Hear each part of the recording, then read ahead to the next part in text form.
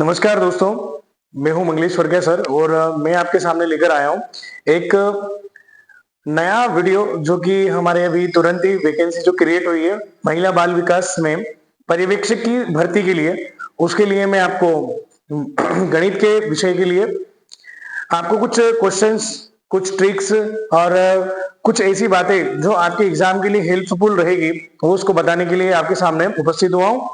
तो हम बिना समय की देरी किए आगे बढ़ते हैं कि हम कैसे इस परीक्षा में अधिक से अधिक मार्क्स जो है, अधिक से अधिक अंक प्राप्त कर सकते हैं। दूसरी चीज ये कि हमें किस तरीके से सिलेबस को कंप्लीट करना है और किस तरीके से हमें आगे बढ़ना है इसके अंदर, ये आप ध्यानपूर्वक देखिएगा जो मैं आपको बता रहा हूं।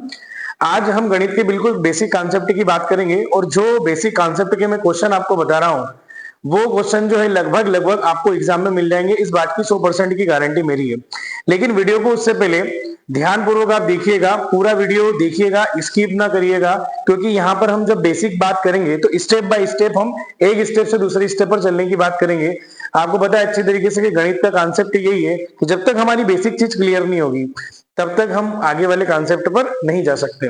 तो बढ़ते हैं अपन आगे। उससे पहले आप चैनल को लाइक सब्सक्राइब कर दीजिए और अपने दोस्तों के साथ इस चैनल को सब्सक्राइब कर दीजिए, चैनल को शेयर कर दीजिए और जो भी आपके साथी इस तैयारी कर रहे हैं उन तक ये चैनल जरूर पहुंचा दीजिए। अधिक से अधिक लोगों को जोड़ने का आप एक संकल्प लीजिए ताकि ज्यादा से ज्यादा लोगों को बेनिफिट इस चैनल के माध्यम से पहुंच सके और रेगुलर आपको वीडियो कंटेंट मिलता रहेगा। अभी गणित का मिल रहा है, गणित के अलावा बाकी सारे सब्जेक्ट का जो विज्ञान से संबंधित है, बाल विकास से संबंधित है, सारे वीडियो आपको इस चैनल पे अवेलेबल हो जाएगा। मंगलेश वर्गिया सर नाम से ये चैनल मेरा बना हुआ है, आप इसको लाइक कर दीजिए, सब्सक्राइब कर दीजिए ताकि आने वाले वीडियो आपको लगातार मिलते रहे और लगातार इस चैनल के माध्यम से आप अपनी तैयारी करते रहे।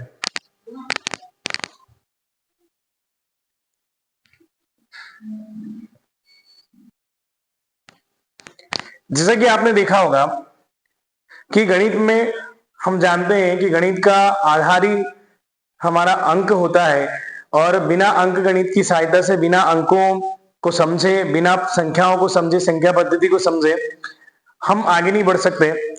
आपने थंबनेल भी देखा होगा जैसे कि उसके अंदर मैंने आपको बता रखा है, मैंने आपको बताया है उसके अंदर कि हम क्या क्या इस कंटेंट में पढ़ने वाले हैं। जो भाग 1 का कंटेंट है उसके अंदर हम पढ़ेंगे संख्या पद्धति और संख्या पद्धति के आगे हम बात करेंगे दो संख्याओं का लस, दो संख्याओं का मस, किस प्रकार से हम ज्ञात करते हैं गुणज, जोड़, घटाव आदि संक्रियाओं के बारे में, यानी कि पूरे बेसिक कॉन्सेप्ट के बारे में अपन यहाँ बात कर लेंगे जिसमें गुणा भाग वगैरह सब आ गया और विधना अपन इसको शॉर्ट ट्रिक के साथ में पढ़ेंगे।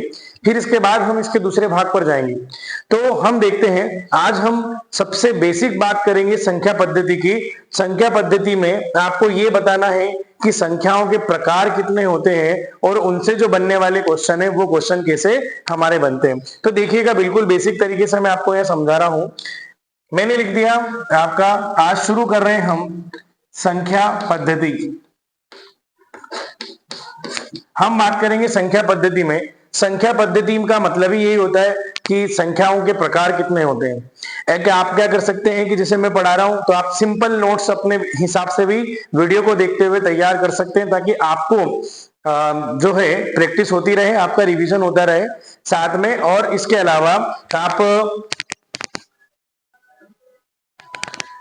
अलावा भी आप इसके अंदर जो है और नोट्स के साथ साथ मैं आपको होमवर्क भी दूंगा मैं, ताकि होमवर्क भी आप जल्दी से क्या कर लीजिए, कंप्लीट कर लीजिएगा, तो आपको सॉल्यूशन करने में और प्रैक्टिस में कोई समस्या नहीं आएगी। देखते जाइए संख्या पद्धति की हम बात कर रहे हैं। संख्या पद्धति हमारे पास है तो संख्या पद्धति में क्या, संख्या पद्धति का मतलब ही ये होता है कि संख्याओं के प्रकार जो होते हैं वो कितने होते हैं। तो हम सबसे पहले आधारभूत संख्या की बात कर रहे हैं जो हम कक्षा 6ठी 5वीं इनके अंदर पढ़ते हैं। तो सबसे पहली जो अपनी संख्या निकल कर आती है बेटा, वो संख्या निकल कर आएगी प्राकृत संख्या। कौन सी संख्या निकल कर आएगी? प्राकृत संख्या। मैं आपको एक एक चीज को यहाँ पर डिटेल में समझा रहा हूं, आप उसके शॉर्ट नोट्स बना सकते हैं और उसको कैसे हम समझ सकते हैं आप यहाँ देख सकते हैं। और इसके जो बेसिक क्वेश्चन है उनको ध्यान से समझिएगा क्योंकि यही क्वेश्चन जो है आपको कहीं ना कहीं एग्जाम में मिल जाएंगे। सबसे पहले होती है हमारी प्राकृत संख्या बेटा।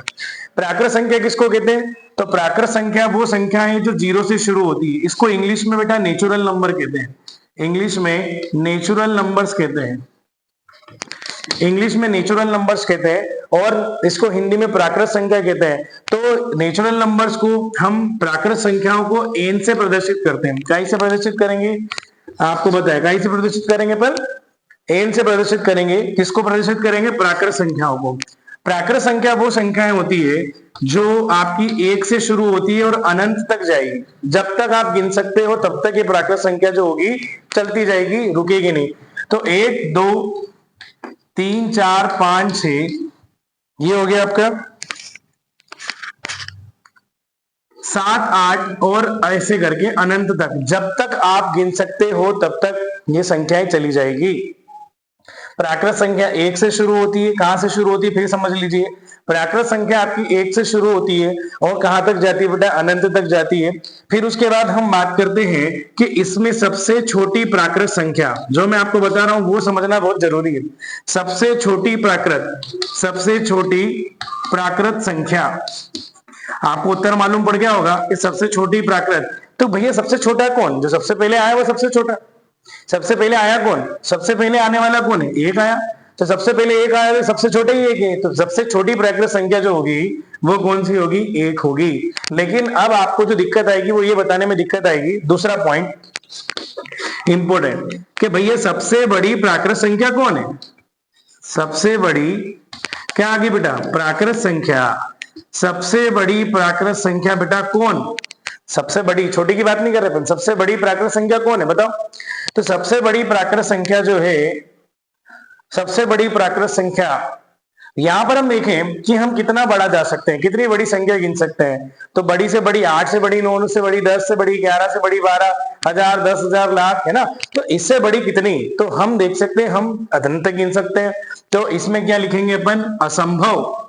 सबसे बड़ी असंभव है, या फिर हम लिख सकते हैं अनंत। अनंत। तो आपके पास ये ऑप्शन आ गया कि ऑप्शन देखिएगा, सबसे बड़ी प्राकृत संख्या या तो असंभव होगी या अनंत होगी। एक बार फिर से मैं आपको प्राकृत संख्या समझा देता हूं। प्राकृत संख्या का कॉन्सेप्ट यहाँ आगे पूरा हो जाता है। प्राकृत संख्या वो संख्या होती है जो कहां से शुरू होती है बेटा? एक से शुरू होती है और कहां तक चलती जाती है? वो अनंत तक चलती जाती है। जो संख्या एक से शुरू होती है और अनंत तक चलती जाती है, ऐसी संख्याओं को हम क्या बोलते हैं? प्राकृत संख्या बोलते हैं। सबसे छोटी प्राकृत संख्या जो आपको सबसे पहले दिख रही है वो कौन सी है? एक है। और सबसे बड़ी प्राकृत संख्या जो है वो असंभव है, उसको संभव नहीं है, वो प्राकृत संख्या हम नहीं ज्ञात कर सकते हैं। अब हम इसके आगे बात करेंगे। ये प्राकृत संख्या हो गई। प्राकृत संख्या के बाद हमारे पास दूसरी संख्या जो आती है वो आती है बेटा पूर्ण संख्या। दूसरे नंबर पर आपके पास आ रही है पूर्ण, और कौन आ रही है? पूर्ण संख्याएं, है ना, पूर्ण संख्याएं। तो पूर्ण संख्याएं जो होती है इनको हम लिखते हैं, इसको बोलते हैं अपन होल नंबर्स, इंग्लिश में होल नंबर्स। और पूर्ण संख्याएं जो हो गई वो इसको W से रिप्रेजेंट करते हैं, W से प्रदर्शित करते हैं। और पूर्ण संख्या बेटा जीरो से शुरू होती है। कहां से शुरू होती है? जीरो से। यदि प्राकृत संख्या में अगर हम क्या शामिल कर ले? जीरो भी शामिल कर ले। प्राकृत संख्या में यदि जीरो शामिल कर लिया जाए, क्या शामिल कर लिया जाए? जीरो। प्राकृत संख्या में यदि जीरो शामिल कर ले, है ना, मतलब एक के आगे क्या बिठा दे अपन? जीरो। तो ये सारी संख्याएं जो होगी ये पूर्ण संख्याएं बन जाएगी। मतलब पूर्ण संख्याएं कहां से शुरू होती है? जीरो से। और कहां तक चलती जाती है? अनंत तक चलती जाती है। वे समस्त संख्याएं जो कहां से शुरू होगी? जीरो से, और कहां तक चलती जाएगी? अनंत तक चलती जाएगी। क्या कहलाएगी? हमारी पूर्ण संख्याएं कहलाएगी। अब पूर्ण संख्याओं में हम बात करते सबसे छोटी पूर्ण संख्या कौन सी है? जीरो। और इसी तरीके से सबसे बड़ी पूर्ण संख्या हमें ज्ञात नहीं हो सकती, क्योंकि हम बड़ा से बड़ी संख्या तक जाएंगे तो कहां तक जाएंगे? अनंत तक पहुंच जाएंगे। सबसे छोटी पूर्ण मैं यहां लिख देता हूं, इसमें सबसे छोटी पूर्ण संख्या, सबसे छोटी पूर्ण संख्या आपकी कौन सी है? जीरो। सबसे बड़ी पूर्ण संख्या ज्ञात नहीं की जा सकती। ये प्राकृत संख्या थी, ये पूर्ण संख्या है। एक बार और मैं प्राकृत संख्या को बता देता हूं। प्राकृत संख्या बताइए कहां से शुरू होगी? एक से शुरू होगी और कहां तक चलती जाएगी? अनंत तक चलती जाएगी। ठीक है, या अब सबसे बड़ी प्राकृत संख्या कौन सी है, सबसे छोटी प्राकृत संख्या कौन सी, इसमें 1 है, और सबसे बड़ी प्राकृत संख्या इसमें असंभव है। इसके बाद सबसे बड़ी पूर्ण संख्या की बात करेंगे। पूर्ण संख्या सबसे बड़ी पूर्ण संख्या जो है वो असंभव है, और सबसे छोटी मैंने लिख दी है, जहां से शुरू हो रहा है वहां से जो सबसे छोटी पूर्ण संख्या है वो कौन सी होगी बेटा, वो होगी आपकी 0। ठीक है,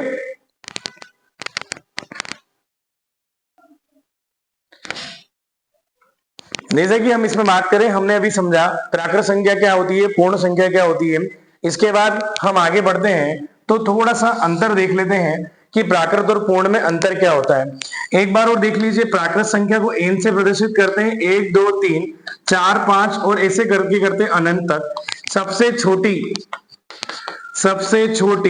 क्या आ गई बेटा, प्राकृत संख्या। सबसे छोटी प्राकृत संख्या आपको जो मिलेगी, सबसे छोटी प्राकृत संख्या आपको कौन सी मिल रही है, सबसे छोटी प्राकृत संख्या 1, और यहां आ जाएगा सबसे बड़ी प्राकृत संख्या, सबसे बड़ी प्राकृत संख्या जो कि क्या हो गया, असंभव, है ना।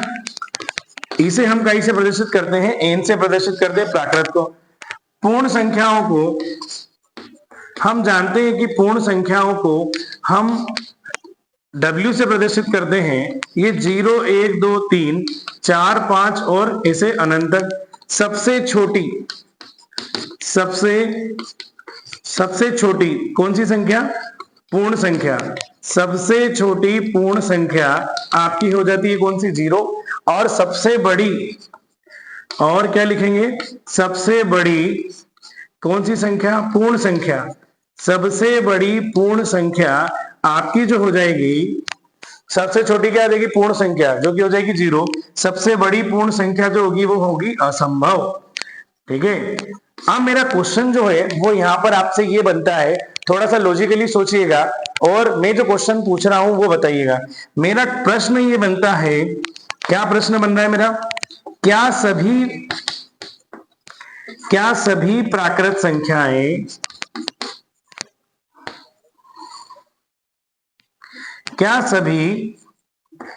सभी प्राकृत संख्याएं पूर्ण संख्याएं हैं।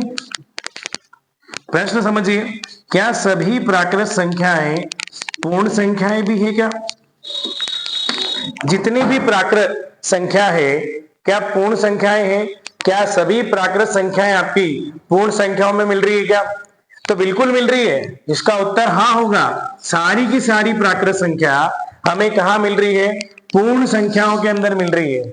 सारी की सारी प्राकृत संख्या जो है वो कहाँ मिल रही है, हमें पूर्ण संख्याओं के अंदर मिल रही है।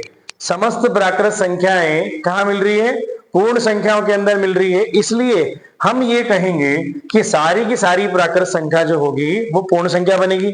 इसका उत्तर जो है वो क्या हो गया, हाँ। ठीक है, दूसरा, क्या सभी प्राकृत संख्याएं पूर्ण संख्याएं भी है क्या, हाँ है। फिर उसके बाद में, क्या सभी पूर्ण संख्याएं प्राकृत संख्याएं हैं क्या, क्या सभी पूर्ण संख्याएं प्राकृत संख्या है क्या, प्राकृत है। क्या सभी पूर्ण संख्याएं प्राकृत है क्या, नहीं भैया, प्राकृत, इसमें पूर्ण संख्याओं में कौन मिल रहा है, 0, जो कि प्राकृत संख्या में नहीं है। इसलिए सारी पूर्ण संख्याएं जो है वो प्राकृत संख्या नहीं हो सकती। इस बात का थोड़ा सा आप ध्यान रखिएगा। बस आपकी प्राकृत और पूर्ण संख्या जो होती है वो यहाँ आके खत्म हो जाती है, यहाँ आके दम तोड़ देती है। तो आई होप कि आपको प्राकृत और पूर्ण संख्या बिल्कुल समझ में आ गया होगा। अगर आपको इसमें वीडियो अच्छा लगा हो तो बिल्कुल कमेंट करके बताएं कि सर बहुत अच्छा इसमें वीडियो कंटेंट बना है, बहुत अच्छा आपको समझ में आया है, बिल्कुल लिखें। आपके लिखने से मुझे थोड़ा सा एप्रिसिएशन मिलेगा, मुझे थोड़ा सा मोटिवेशन मिलेगा, और मैं और इस कदर के और अच्छे वीडियो आप तक पहुंचाने की पूरी कोशिश करूंगा। हम इसके बाद जस्ट ले लेते हैं। उससे पहले आप जो लोग जुड़े हुए हैं, जिसने चैनल सब्सक्राइब नहीं किया है वो चैनल सब्सक्राइब कर ले। और अगर ऐसा हुआ कि यदि चैनल पर बहुत ज्यादा लाइक और बहुत ज्यादा व्यक्ति अगर जुड़ जाते हैं तो ये कक्षा जो होगी हमारी YouTube से चलकर लाइव कक्षा भी चली जाएगी। इसलिए कोशिश ये करें कि ज्यादा से ज्यादा इसको लाइक कर ले, सब्सक्राइब कर ले, क्योंकि हो सकता है कि हमारी तैयारी में अभी बहुत दिन है, हम आराम से तैयारी कर सकते हैं। ताकि लाइव क्लास लेकर भी हम इसको तैयारी कर दें। लाइव क्लास का कोई शुल्क नहीं रहेगा, केवल और केवल आप चैनल को सब्सक्राइब करते जाइए, सब्सक्राइब कर दीजिए। आवर्स यहाँ पर आप देखिए इसको ताकि चैनल जो है वो आप तक लाइव क्लास जो है वो पहुंचा सके। इसके आगे हम बात करते हैं, ये थी हमारी कौन सी, प्राकृत और पूर्ण संख्या। इसके बाद हमारे पास आता है पूर्णांक। ये दोनों आपकी कंप्लीट हो चुकी है। इसके बाद हम बात करेंगे पूर्णांक की।